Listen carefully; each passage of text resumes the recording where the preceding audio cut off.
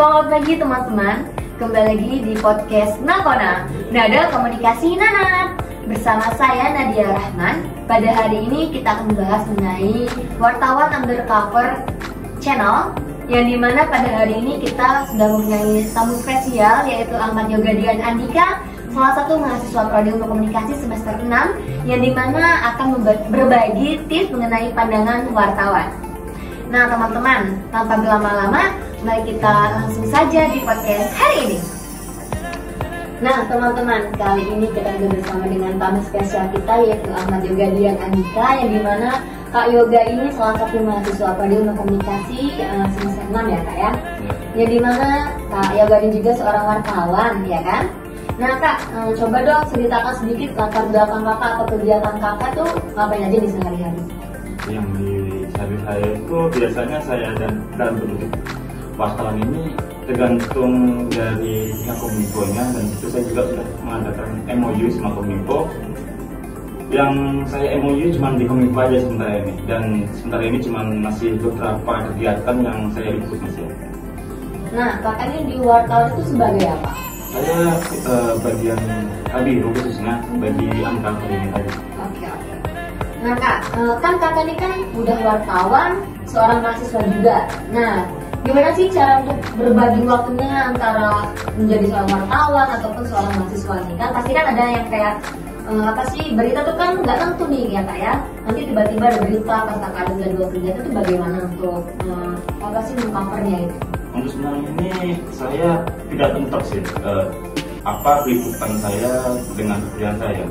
Cuman satu kali waktu itu saya yang hampir bentrok pas itu tentang pelantikan PJ Bupati Lampung Utara itu aja sih. Nah, sebelum kakak menjadi seorang wartawan nih, apa sih motivasinya kakak kan pengen banget jadi seorang wartawan gitu? Yang pertama, saya ini adalah mahasiswa ilmu komunikasi. Di situ saya juga ingin mengimplementasikan pembelajaran yang saya dapat di kampus. Nah Kak, kan di ilmu komunikasi itu kan bukan tentang wartawan aja tuh.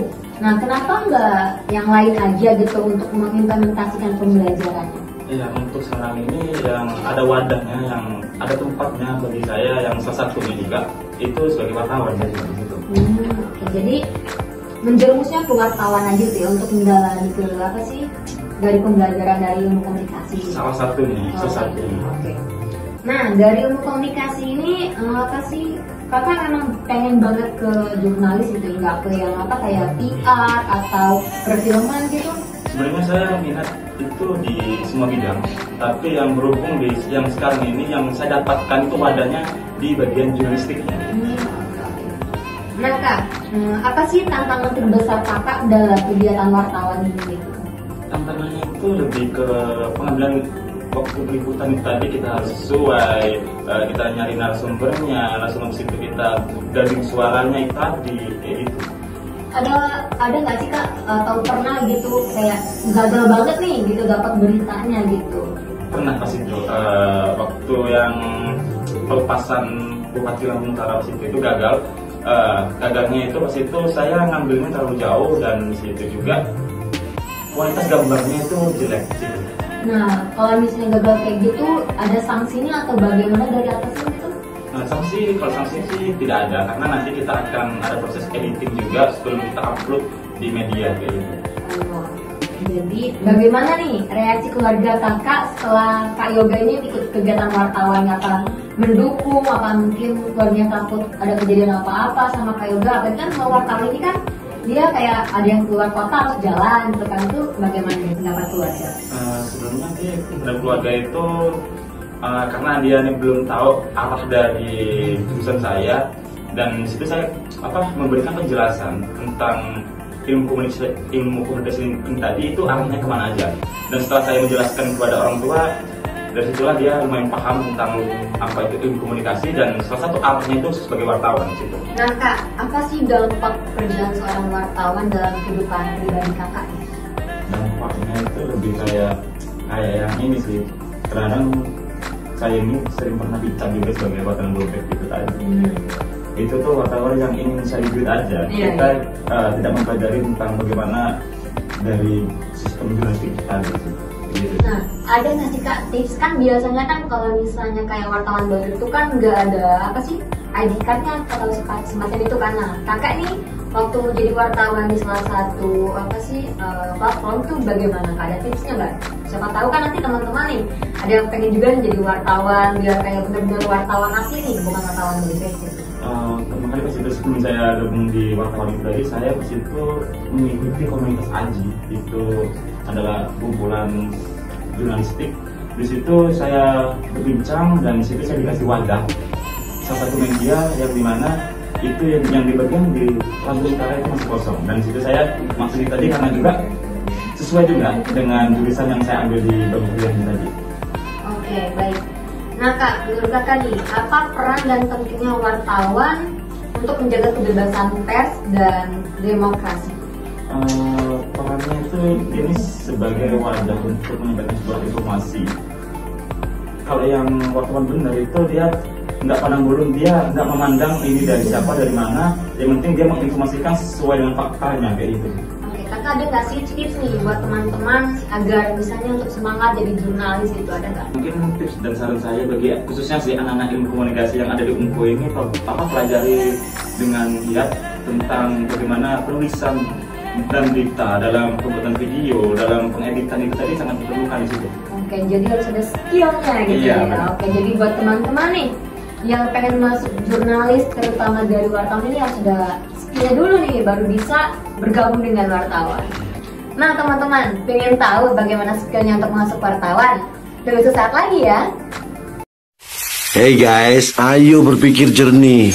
Apa iya dengan mencampur sendiri es batu, rasa lemon, dan gelembung bisa seenak dan senyegerin segelas Sprite? Boleh aja dicoba, tapi nyatanya susah.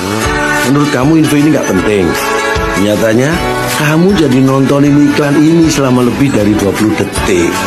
Dan sekarang kamu jadi haus dan pengen minum Sprite. Sprite nyatanya nyegerin. Baik teman-teman, kembali lagi pada podcast Nakona, Nada Komunikasi Nana. Nah teman-teman, tadi kita membahas mengenai skill nih. Nah, menurut Kakak nih skill apa saja yang harus dilakukan pada wartawan? Ya, kalau yang khususnya di media saya ini, karena media saya ini di bagian video seperti ini, itu yang pertama tuh yang skill yang harus dimiliki itu yang percaya diri, langsung pengambilan gambar itu harus yang bagus sama editing. Ya. Jadi kalau misalnya editingnya jelek jadi kurang gitu ya. Iya. Nah, oke. Nah, kira-kira nih Kak, ada nggak sih sosok yang mensupport Kakak nih di belakang layar gitu atau gimana, ada nggak? Lebih ke support dari orang tua sih sebenarnya. Oke, orang tua. Nggak ada seseorang someone gitu? Nggak ada. Yakin? Kan mukanya agak mencurigakan. Saya lebih ke ini sih, lebih ke orang tua yang support. Oke. Kalau orang tua kemarin itu nggak setuju, mungkin saya juga nggak akan terjun di dunia wartawan ini. Oke, jadi support orang tua tuh memang harus fleksibel banget ya, kayak harus semangat gitu kan. Is number one tadi. Oke, number one. Nah Kak nih, kira-kira kedepannya ada nggak sih apa sih kayak Kakak pengen jadi apa buat media sendiri atau mungkin apa aja yang bakal dilakukan kedepannya gitu?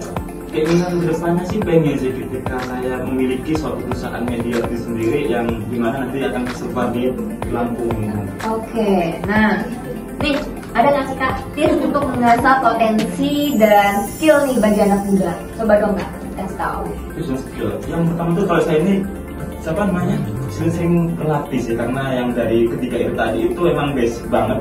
Di situ kita sering berlatih dan jangan ragu untuk salah kayak gitu sih. Yang penting kita harus pede dulu ya di depan kamera, harus mengambil apa sih shoot untuk membawa berita itu. Iya, benar. Oke. Teman-teman, ketika kamu merasa lelah, ingatlah mengapa kamu mulai. Wah, benar. Kok harus beri di situ? Lah, kok di sini? Baik teman-teman, terima kasih sudah mendengarkan podcast Nakona, Nada Komunikasi Nana. Terima kasih dan sampai jumpa pada episode selanjutnya. Bye-bye.